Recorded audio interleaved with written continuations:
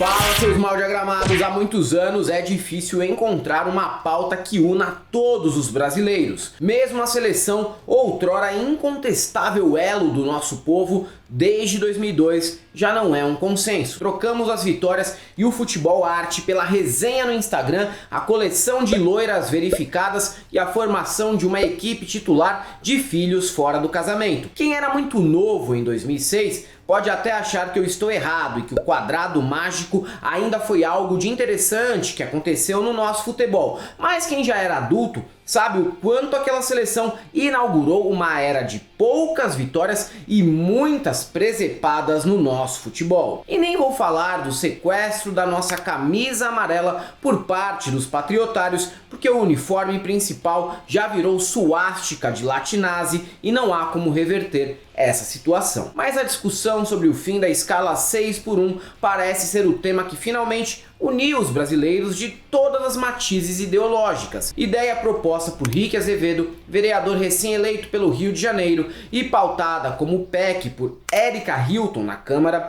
visa acabar com a extenuante jornada que leva muitos trabalhadores a terem um estilo de vida em que não sobra tempo para lazer, família, hobbies e nem nada que não seja trabalhar e ainda perder mais de 3 horas diárias em locomoção nas grandes cidades. Apesar do texto ainda precisar de diversos debates políticos, econométricos em comissões e estudos dos impactos econômicos antes de ser votado e de se chegar a um denominador comum sobre como será possível implantar a ideia nos variados setores da economia, o tema gerou debates acalorados entre celebridades contra e a favor nos últimos dias. Léo Picon, que é conhecido por ser irmão de Jade Picon e herdeiro de uma marmoraria com um logotipo, digamos, peculiar, se manifestou de forma contrária à PEC às 3 da madrugada de domingo para segunda, que também confirma que ele nunca trabalhou em escala nenhuma, porque quem trabalha estaria dormindo neste horário e não emitindo opinião não solicitada no Instagram. Picon alegou que a proposta pode ser cortina de fumaça para encobrir algo grave, embora ele não tenha explicado o que, e ainda mostrou respeito com os fãs, dizendo que aqueles que discordam são burros. O melhor é que no mesmo dia em que ele se posicionava favorável aos direitos do patrão, um ex-funcionário do influenciador digital denunciou que recebia apenas R$ 1.200 quando trabalhava como social media de Picon e revelou ainda que era obrigado a ver o Picon do chefe todo santo dia. Sendo sincero agora, sendo sincero, na época que eu trabalhava com ele, tu não tinha um pouco de ódio, não? Odiava. Você recebia quanto? Acho que era 1.200. Eu lembro que você recebia bem pouquinho, Nossa. né, velho? Era pouco pra ele, né? Pra ver a pica dele. Pra ver a pica. Não, é Pra pior, ele postar a acordava, ele pica. acordava pelado. E eu no sofá. E ele saía pelado. É Isso aí, sério? se eu fosse uma pessoa que quisesse acabar com a vida dele, eu podia denunciar no Ministério do Trabalho, ó. MC Bin Laden, por outro lado, recordou da época em que trabalhava nessa escala em uma loja na rua 25 de março, no centro de São Paulo, recebendo um salário mínimo e levando marmita de casa numa jornada que começava às 6 da manhã e terminava à meia-noite. Dia de folga, ele relata que era usado apenas para dormir. Valesca Popozuda lembrou de quando trabalhava como frentista e encarava a escala 6x1, o que a impedia de melhorar a própria educação. Ainda reclamou de políticos que dizem que as pessoas querem trabalhar menos apenas para vadiar. O que eu discordo da cantora, porque se fosse isso mesmo, o filósofo Byung-Chul Han e outros escritores apontam como a falta de direito ao ócio e a preguiça é uma ferramenta repressora do capitalismo que gera violência neuronal. Essa situação, aliada à dominação que as telas geram em nosso cotidiano, nos torna em seres humanos viciados e exaustos de tanta cobrança e autocobrança. Nicolas Ferreira experimentou pela primeira vez a fúria popular de seus eleitores ao ser contrário ao fim da escala 6x1.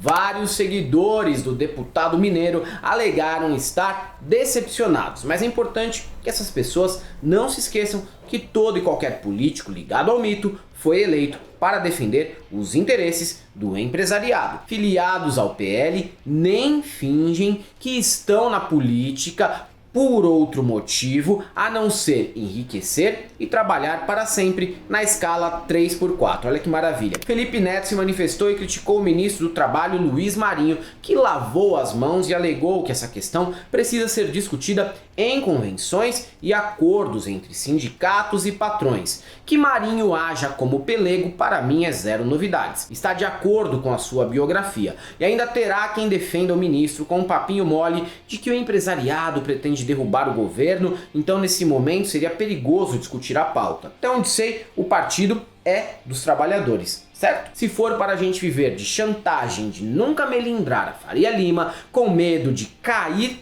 é melhor renunciar e entregar o governo para o Kassab num regime semi-parlamentarista. Voltando à proposta apresentada, é o seguinte: o texto fala em escala 4x3, o que sinceramente é inviável, mas discutir 5x2 é necessário, mesmo que não abranja todos os setores e seja ainda obrigatório um olhar mais cuidadoso na situação dos micros e pequenos empresários que empregam 80% dos brasileiros no setor de serviços e eles costumam estar permanentemente endividados. É bom que se frise isso. Outra coisa, a fala de Marinho é protocolar. O ministro está apenas copiando e colando o que prega a reforma trabalhista por meio do artigo 611-A da CLT. As normas coletivas de trabalho, como acordos e convenções coletivas, têm força normativa e podem prevalecer sobre a legislação. No entanto, o negociado não pode prevalecer sobre os direitos constitucionais, os direitos previstos em tratados e convenções internacionais e os direitos previstos na legislação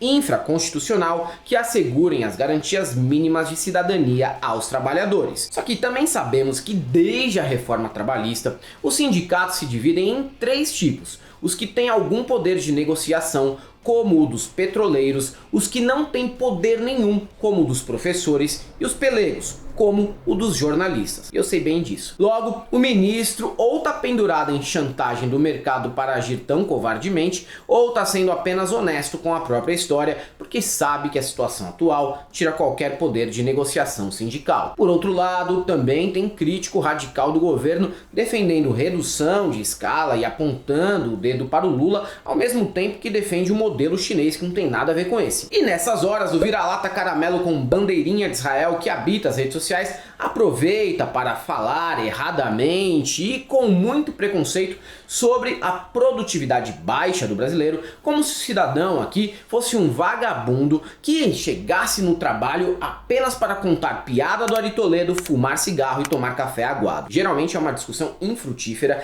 que despreza que produtividade não é medida por ser esforçado ou não. Nossa produtividade é ruim porque nosso acesso à tecnologia é pífio, a infraestrutura é patética, a política tributária é feita para beneficiar setores específicos, a formação de mão de obra é uma piada e os nossos gestores são formados por Uniesquinas e palestras do Pablo Marçal. Enquanto um brasileiro carrega 8 sacos de cimento na cabeça, um gringo move 800 sacos com uma empilhadeira. O PIB gerado por hora trabalhada, tal da produtividade, é incomparável. O empreendedor fala tanto de mindset, mas não faz nenhum esforço para que o mindset mude, nossa produtividade aumente e as escalas menores sejam cada vez mais possíveis e desejáveis. É isso aí, galera. Para quem gosta do nosso canal, nós temos o apoio, seja membro Pix e Conta Jurídica, caso vocês queiram, possa fazer uma colaboração para que a gente continue por aqui produzindo conteúdo para vocês, além do YouTube. Estamos presentes também no Facebook, no Instagram, no Threads e no Blue Sky. Sigam a gente por lá, não deixem de conhecer nossos modelos de camiseta no site Del Cabriton